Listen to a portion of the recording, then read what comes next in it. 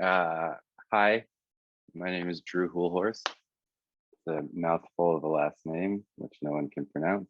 Uh, I'm a writer and a creative director and a copywriter. Writing and copywriting are two very different things. I want to say that out loud. Yeah, I live in San Francisco, California.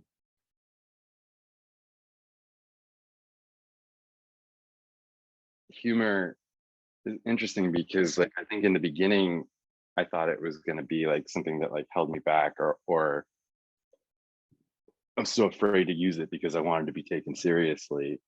And ironically, whenever I didn't use it because I wanted to be taken seriously, people just wouldn't react super well, which would set me back like emotionally because I'd be like, why not? I mean, I did what you asked me to do. And then I just kind of said, F it. And it's like, if you're hiring me, I assume you've read what I've written and you know that like most of this is based in irreverent humor, and was like cracking jokes in a tone and voice guide and cracking jokes on signage and things that there's like I just realized like that's what people want. I mean, like they want you, and humor is how I deal with things. It's how I've dealt with things my whole life, and it's why I like to write, because it's like if you can apply humor to humility and things that are hard to say, it's a lot easier for people to connect with.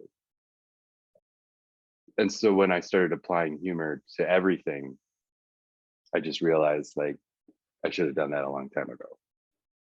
Because even if you're going to fail, you sound like yourself.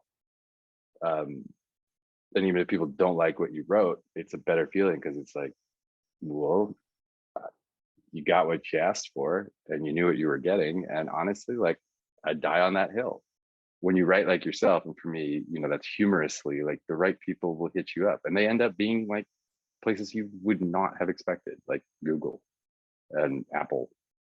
And yes, there are failures there and everything like that, but like it was interesting to find out that some pretty big fish were at least like dipping their toe in the pool of like considering sounding a little more funny or humorous.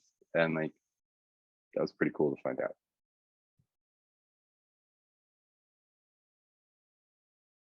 It did. What a strange time of life. That was like a one-off joke, or supposed to be. It was like a way to connect with my girlfriend at the time. Um, then I just wasn't writing much. I was kind of in a rut, and I'd never watched the show. And she was trying to explain it to me, and I was like, "That sounds awful." Um, and she's like, "It is. That's why it's good." Yeah. So writing about it, it like started to pick up, and it was really weird when Fast Company wrote, because it went from being a joke to like, oh, and I think that was like the unlikely celebrity part of it, because it got a lot of eyeballs and people were like writing and saying all this like incredibly nice stuff.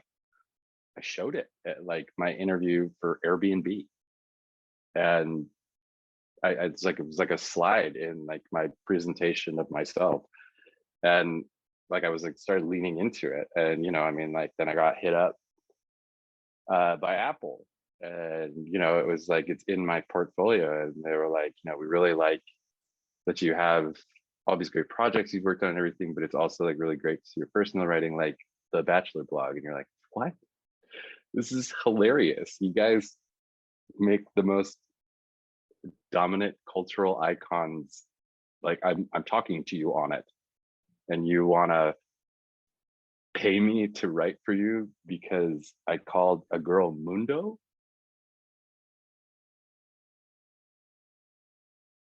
So that is crazy actually, because that is the first time I had a real like writing job, a copywriting job. Like I worked at this company, Mechanism, and they actually pitched this really awesome idea at the time. Think back to the before times when like phones couldn't like automatically, like you couldn't take pictures and just like push it onto Facebook, Instagram, blah blah blah, Twitter. um, and Samsung had this digital camera that could do that like right from the camera, and it was like a cool feature. The company, like, I didn't pitch the idea, but they were like, it would be really cool if we drove across the country. And they clearly pitched it because they just wanted to do this, um, in an Airstream trailer with like four people who don't know each other very well. And you just meet people every night in a new place and make it up as you go along, and like make this like stitched quilt of like Americana, through pictures. And you literally would just drive across the country for like a month and a half. One guy I knew like kind of well, one of the photographers, just from working with him. Another guy I didn't know at all, who was like long haired and into metal. Um, and then a producer from Australia who was short, so she couldn't reach the pedals in the car we had. So essentially, I drove the four of us across the country, and we literally did that. We would honestly like meet random people or go to random, like the weirdest Americana events, like the yellow rubber duck race with Miss Arizona. We went to like a roller derby with grandma, like roller derby babes doing like a show in the middle of it. I mean, it was so weird. Cool thing, because it was like my first shot at writing, and so I was just going to do it the way I wanted. So I'd sit at the gas station wherever we were, and I'd write it like in the back of the car, and I would go off of like entirely off of memory. Um, but it was really fun because the people I was with were so effing talented that like I could just literally, it was like playing a game of telephone where like I was just trying to remember everything that happened in the last week, and everything was a blur because we were moving so fast and there was like a lot we couldn't include for obvious reasons. And it was trying to like navigate how to make this cool, and like genuine, because like the weirdest part about it is like if you watch it, like you would not think that, like you just figure like we all knew each other and it was all BS. We really didn't. And it was four strangers in a car getting to know each other in like the most extremely fast way possible, and it was like ugly at times. And that is literally like someone giving you the keys to a car that Samsung owns, that's a multi-bajillion-dollar company, and the whole thing for this company and product is like literally like a and a half blur seen through like my eyes. And the photographers matched it so well. Like everything I wrote, like they really nailed the edits of it and everything. And it was just like, it was the most surreal thing I've ever seen, to see that like come together. And not only that, like it was the best thing that ever happened in my career and probably life. Like that sounds aggressive, but I mean, you know, it like, it changed me. Don't ever try to be something you're not. Um, don't pretend to write or sound away, or push anything that like you wouldn't like if you saw it. Like anything you do, anything you write, anything you make, like you should always do it with the intention of like, if I read that back, if I saw it, I would be proud even if it failed, because it sounded like me.